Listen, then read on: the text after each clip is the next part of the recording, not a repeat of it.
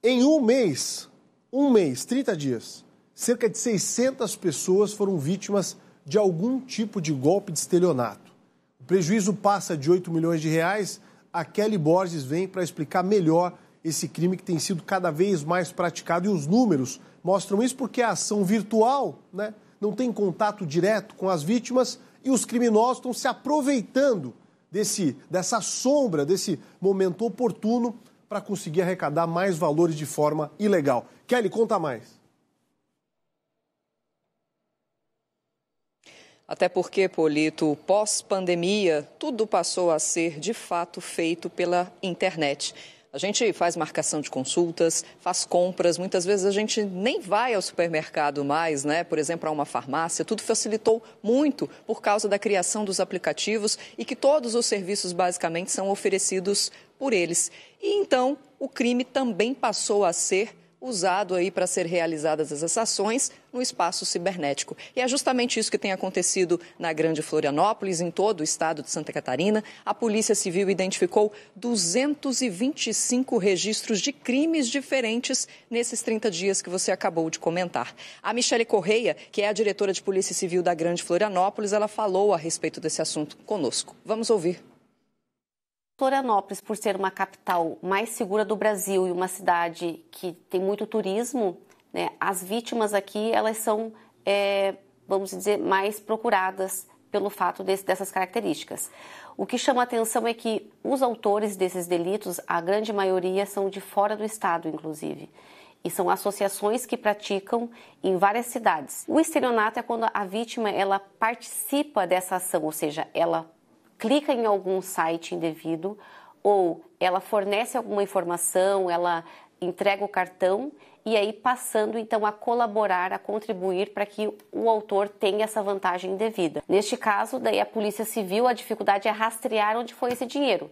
Alguma conta de algum laranja ou uma associação que está por trás. Então essa é a dificuldade e a complexidade dos crimes virtuais.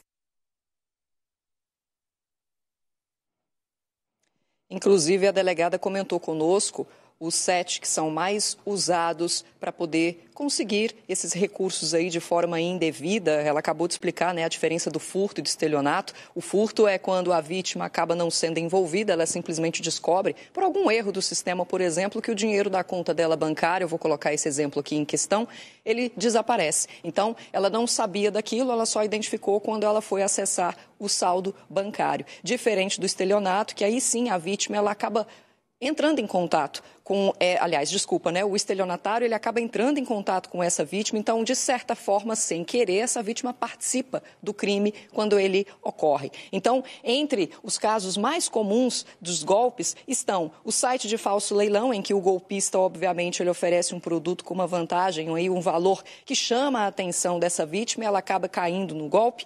O outro, muito comum, significa passar a sua informação, de repente, da tua conta do Instagram, do Facebook, né, também do WhatsApp, e aquilo faz com que eles consigam clonar essas contas e depois eles utilizam para poder oferecer aí, pedir ajuda, né, para parentes, para familiares, para amigos e conseguir recursos em troca. Esse é o mais comum de acontecer. Mas existe também um outro que tem acontecido bastante aqui em Santa Catarina, que é a falsa central de banco. E é justamente sobre isso que a gente vai ouvir uma sonora da Leonete, porque ela foi uma vítima desse golpe. No dia 28 de junho, ela acabou recebendo uma ligação, a pessoa que estava do outro lado da linha, ela comentou que era o gerente da conta dela, e aí ela acabou caindo nesse golpe porque ele disse que já tinha identificado que pessoas estariam usando o cartão dela indevidamente para fazer compras, por exemplo, uma passagem aérea de Florianópolis para Bahia. E aí confirmou com ela se ela tinha feito realmente essa compra, ela disse que não, e ele começou a querer que ela reconhecesse outras também que não teriam sido feitas por ela. Ela conversou conosco também e a gente escuta agora como é que foi essa ligação que ela recebeu. O suposto gerente veio com a abordagem de que se eu reconhecia uma compra, que era uma passagem da Latam, do aeroporto de Florianópolis para a Bahia. Ele queria ajuda minha para reconhecer quais estabelecimentos teria clonado o meu cartão, já que aquela passagem foi comprada da Latam e não era eu. Era suposto bandido, estelionatário, então o meu cartão teria que ser levado na agência. Mas como ele disse que eu era uma cliente especial, eu tinha o privilégio do motoboy. O motoboy ia chegar até a mim, na porta do prédio, dando o nome e a matrícula dele. Eu entreguei, subi falando ao telefone com o suposto gerente, porque ele precisava me ajudar a tranquilizar e até monitorar o motoboy, a chegada dele lá, o retorno. Quando ele voltou com uma conversa dizendo que era muito grave, que estavam comprando, fazendo mais compras, se eu estava em outro dispositivo, eu disse que não, que o computador estava desligado, o outro celular que eu tinha, que era do trabalho, estava desligado. Mas a coisa é muito grave, dona Anete, a senhora tem que trazer o celular na agência.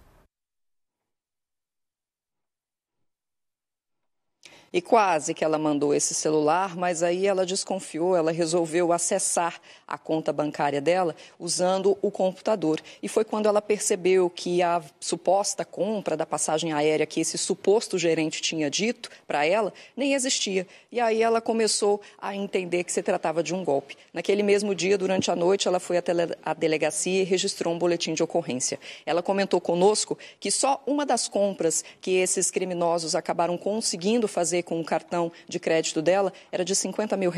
O prejuízo total chega a 88 mil. E essa é a orientação da delegacia agora que foi criada de combate ao estelionato da Grande Florianópolis, que é justamente para que você, se você acabar sendo vítima de um golpe, procurar e registrar um boletim de ocorrência. Mas também, de forma preventiva, se alertar, fique atento a todas as mensagens, links que não estão sendo esperados por você para que você possa, de repente, se prevenir e não cair num golpe como esse. Volto com vocês no estúdio. Obrigado, Kelly. E acontece. Aquele e-mail que parece perfeito, né? Que tem um linkzinho lá, malicioso. Não clica.